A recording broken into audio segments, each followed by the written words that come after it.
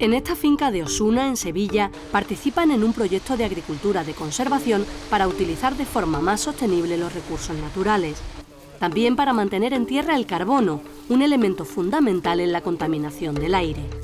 Una de las técnicas utilizadas es la siembra directa sobre rastrojos, sin arar el terreno. Una de las diferencias entre un manejo y otro es esto, la caña que va quedando del cultivo anterior. ¿Vale? Esta al fin y al cabo se va descomponiendo, y va dejando lo que es la materia orgánica en el suelo. Y es carbono almacenado. Al final que es carbono almacenado. Estas prácticas las estamos haciendo sobre todo para intentar mantener el carbono, de que se produzca menos fuga de carbono hacia la atmósfera y retener más la tierra. Entonces estamos viendo con distintos tipos de forma de cultivar a ver cuál es la que más nos conviene, tanto al agricultor y también al medio ambiente. Se trata de conservar el carbono que ya existe en el suelo y capturar el que está en el ambiente. Las técnicas de agricultura de conservación, que se basan en 3 principios, que es no labrar, mantener el suelo cubierto con restos vegetales y practicar rotación de cultivos, hace que estos restos vegetales que estén en la superficie de cultivo, que previamente han secuestrado el CO2 atmosférico a través de la fotosíntesis, se van incorporando poco a poco al suelo. En esta finca cultivan girasol, guisante y trigo y van experimentando diferentes prácticas. De momento la siembra directa le funciona bien en cereal, pero en otros cultivos da algunos problemas. Que la implantación de plantas no es tan homogénea como es cuando lo hacemos en cultivo tradicional, que es el problema que tenemos con la siembra directa, que tanto el girasol como los guisantes nos cuesta más trabajo el implantar en la planta. Una vez ya que ya está implantado, pues ya más o menos sigue el mismo ciclo y va bien. La solución es emplear maquinaria especializada. Una maquinaria que consistiera en que metiera un poquito más la semilla en la tierra, la enterrara mejor para que pudiera nacer óptimamente, no se quedara la semilla fuera. Pero también produce otro tipo de beneficios, puesto que la máquina se pasa una sola vez. Porque al final estas prácticas también suelen llevar aparejado una reducción de gastos de maquinaria o, por ejemplo, de consumo de gasoil, que en estos tiempos que corren pues es un input que claramente es excesivo. O, por ejemplo, también, bueno, como no, otro input que se ha disparado de precio en los últimos años, especialmente este último año, que son los fertilizantes. El mínimo laboreo supone mover menos la tierra, menos arado y menos liberación de carbono. Si nosotros labramos un suelo, lo perturbamos mecánicamente, lo que estamos haciendo en primer lugar es liberar la materia orgánica o favorecer la oxidación de la materia orgánica que contiene el suelo. Eso trae como consecuencia liberación de CO2 a la atmósfera y por otro lado aquel CO2 que estuviera encapsulado en el interior del suelo, que también existe esa forma de almacenamiento de CO2, pues se libera.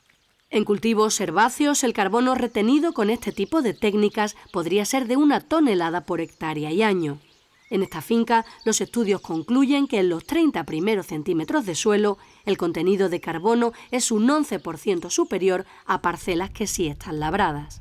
Si llevásemos estos datos a la superficie total en España que está en agricultura de conservación, podríamos decir que gracias a la agricultura de conservación estamos secuestrando al año unos 9 millones de toneladas de CO2 al año.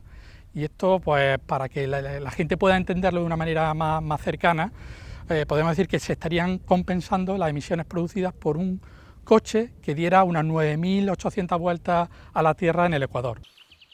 En cultivos permanentes y leñosos como este olivar, lo esencial es el mantenimiento de la cubierta vegetal, la hierba que crece entre los olivos. Solo con eso pueden capturarse entre 3 y 4 toneladas de CO2 por hectárea y año.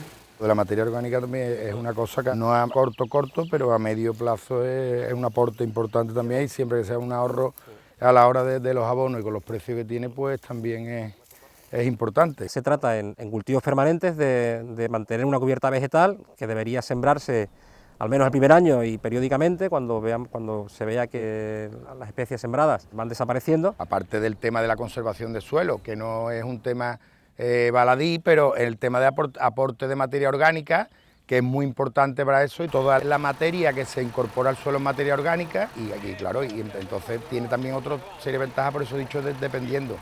Los agricultores que conserven el carbono pueden recibir ayudas por ello en una especie de intercambio.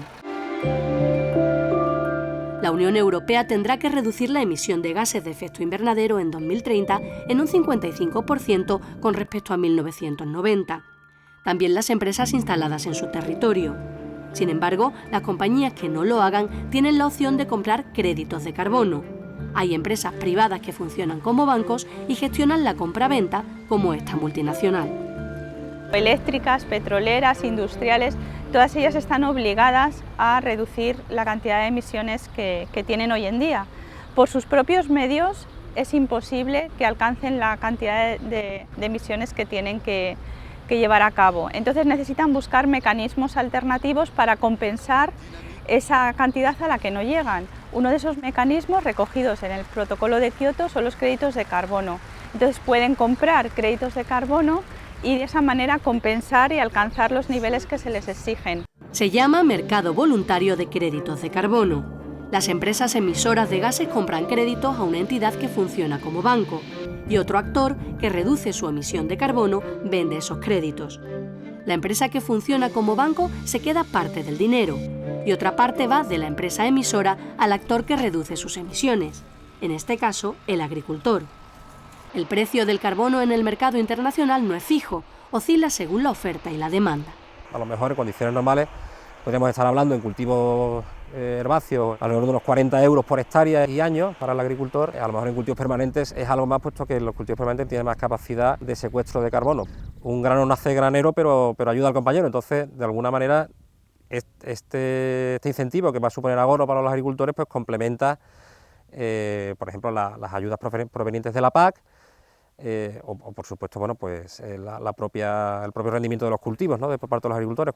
Agricultores que tienen que valorar todas las cifras. Estamos pensando lo que ocurre, que todavía no tenemos datos, dijéramos, económicos, porque claro, aquí hay que valorar muchas cosas en el tema práctico, y entonces hay una serie de costos a lo mejor añadidos que habría que valorar por tipo de terreno, tipo de cultivo. Lo lógico es que si nosotros somos capaces de aumentar el carbono en el suelo y no en la atmósfera, pues si lo podemos gestionar y que nos puedan pagar y que podamos vender esos créditos, pues es una actividad más que tenemos dentro de nuestra explotación. El futuro debe de ir por ahí. Ahora mismo lo que estamos un poquito, como está empezando, estamos todas las dudas del mundo.